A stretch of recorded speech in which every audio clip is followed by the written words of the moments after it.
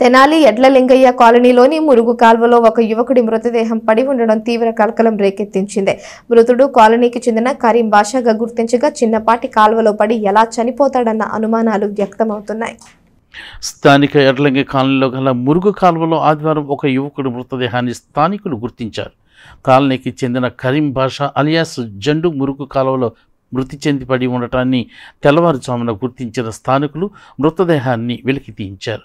అయితే చిన్న మురుగు కాలువలో యువకుడు కరీం బాషా మృతి చెంది పడి ఉండటం అనుమానాలకు తావిస్తోంది. స్థానికులు తెనాలి 3 టౌన్ పోలీసులకు సమాచారం ఇచ్చారు. ఘటనా స్థలానికి చేరుకున్న పోలీసులు మృతదేహాన్ని పరిశీలించి వివరాలు నమోదు చేసుకున్నారు.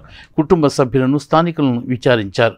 చెంచుపేటలో ఒక హోటల్లో కరీం బాషా పనిచేస్తుంటాడని మృతుడి తల్లి మేనమామ తెలిపారు. కరీం బాషాను హోటల్ నిర్వాహకులు తరచూ తీసుకువెళ్తూ ఉంటారని, శనివారం సాయంత్రం పిండి కలిపే పని ఉందని చెప్పి తీసుకువెళ్లారని వారు ఈ సందర్భంగా పోలీసులకు తెలిపారు.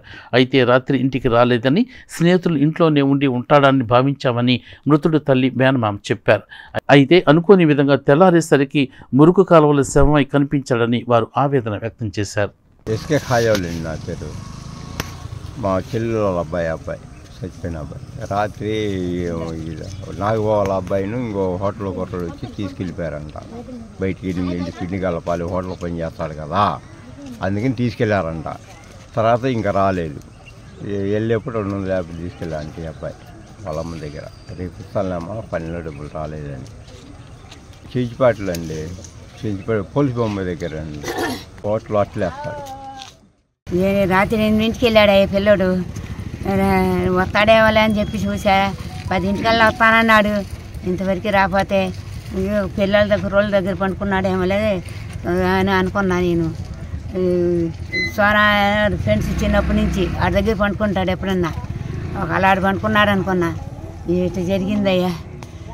రాత్రి ఆయన సేవనని ఆయన వచ్చి పిండి కలపాలని చెప్పి అంటే పిండి కలిపి వచ్చాడు. వెళ్ళి ఆయన నాగబాబు వాళ్ళ తమ్ముడు బండి వేసుకొని వచ్చి ఎక్కించుకొని వెళ్ళాడు ఆ పిల్లోడు.